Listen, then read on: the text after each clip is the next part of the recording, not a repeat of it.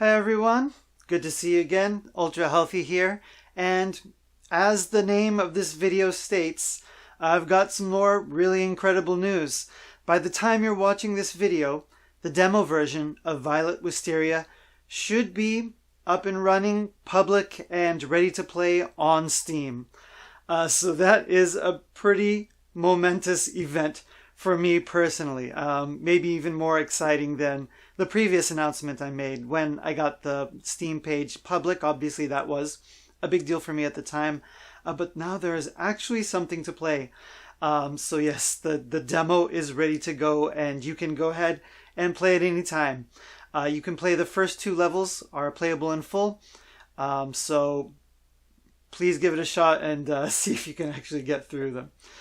So in this video, I thought it would be fun to give a few tips and tricks for successfully completing the Violet Wisteria demo and the entire game when it does come out, so that you can be an expert and have an advantage over the competition, because you guys who watch these videos are so cool. So let's get straight into it. So first of all, there are 2 selectable difficulty levels in Violet Wisteria. There's normal, the intended difficulty, and there's easy mode. Now, when you start up the game, the default, it's going to be set to normal. Maybe I should change that. I will listen to feedback, of course, but I actually suggest that most of you start out with easy mode. There are some big differences there, and the game is quite challenging either way. But so in easy mode, there's a few things different that happen. It uses less time per magic use, so effectively you can use magic more often. You have more lives per continue and more continues. But the really big thing is, this game, Violet Wisteria, has the 3-color attack system, and it takes time to learn and get used to. It really just does. The whole idea is that it's like rock, scissors, paper, because there's 3 of them. So in rock, scissors, paper, right, if you use, the symbol against the stronger symbol, you're going to lose, right? So that's how it works in the game. If you used the weaker color attack against the stronger color enemy, you'll take damage. Actually on normal mode. So that's just completely taken out on easy mode. Nothing happens. Basically your sword just goes through the enemy if you make that mistake, and it can happen. In the beginning it will happen. So I kind of suggest starting out with easy mode, actually. Nothing wrong with that. Still going to be a perfectly challenging game. So there's that. Next up, there is a power-up item in Violet Wisteria, maybe even if you've seen in the trailer and the mini trailer, there's like some stars that are like circling around the character. You're not invincible when you have the power up, so please don't make that mistake. You're not invincible, but you can use any color attack on any color enemy and you can kill them during that time.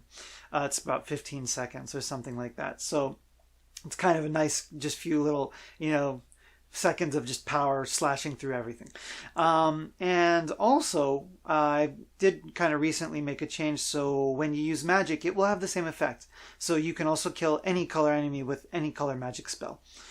And the good news is that while you're using magic, you are invincible, actually, for that second or 2 when you're in the magic animation. So that can be used in tricky situations, It does take off a few seconds of time, but really I've set it up such that you've got quite a bit of extra time, assuming that you're playing at a normal speed. You can use magic 4, 5, 6 times actually, and you'll still have enough time to beat the boss. So that's cool. Also, so going back to that color attack system, yes, it just takes time to get used to. It's just a brand new thing.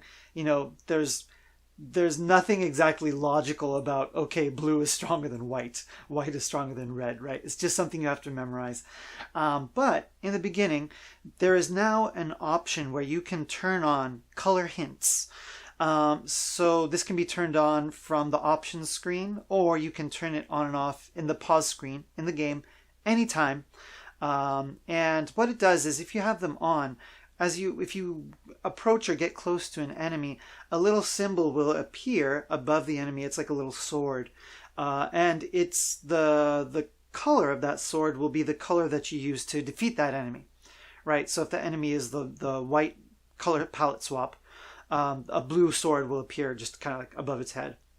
You know, if it was the blue palette swap enemy, a little red sword will appear up there. Very helpful in the beginning because it takes time to learn that thing. Right now, you know, you can use the color hints on either difficulty mode. There's no penalty or anything like that. Probably in the final game on normal mode, maybe I'll make it so you only have the choice to use them for like the first half of the game, something like that. Probably there's still time to tweak that, but highly suggest using that in the beginning.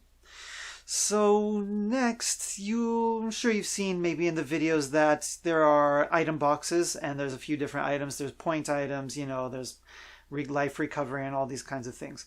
There are a few hidden items here and there that, you know, the item box itself is not visible. So if you maybe see a little spot and you're like, oh, why is that area even there? Maybe there's a hidden item there. There might only be a couple in the first couple stages, but they will appear from time to time in the game.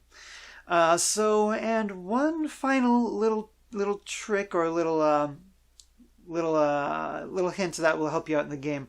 So in Violet Wisteria, you do get points, and after the first 50,000 points, you will get a 1-up, and after every additional 70,000 points, you'll get a 1-up. And so, you know, I mean, if you can beat a good stage and a half or two without continuing, you'll get a 1-up. It's pretty well balanced right now. And there's a cool little trick. If you beat a boss with 25 seconds or less on the clock, they will give you double the score that you would get normally. So that's a really good way to get closer to that very coveted 1-up, because you're going to want them. So I think that is about all of the hints that I can give out in this video. But with those, you've got an advantage over those who haven't seen this video, and you should be well on your way to becoming an expert Violet Wisteria player. So thanks for checking out this video. Thank you for your enthusiasm in Violet Wisteria. I know it's wild to think that a couple years ago I said that I'm quitting YouTube and I'm going to try to figure out how to make video games, and we've come so far along. There's a demo coming out, and we're still definitely on schedule to get the game out in late January. That is still the plan, and I think it can happen. So it's really exciting for me, and it's a little scary to imagine that, you know, people who I don't know at all might be playing this game. You know, it's like for people who've watched my videos, you know who Ultra Healthy Video Game Nerd is, they're like, okay, this is someone with no experience, you know, no industry connections at all, you know, didn't crowdfund this or anything. He's, you know, had to do the whole thing, you know, out of his pocket. So, you know, you might, you know, be a bit more forgiving. You know, for people who don't know that, they're just going to go into this, you know, judging it like any other game. So it's a little scary, but it's going to be good for me, you know, to see some real, you know, uninfluenced reactions to the game. So please do check out the demo, and, you know, there's going to be a place, you know, in the discussion spot on the Steam's page where you can leave feedback, things like that, what you thought of it, criticisms, compliments, maybe. All right, so I think that is all for me this time. Check out the Violet Wisteria demo, and I will see you next time.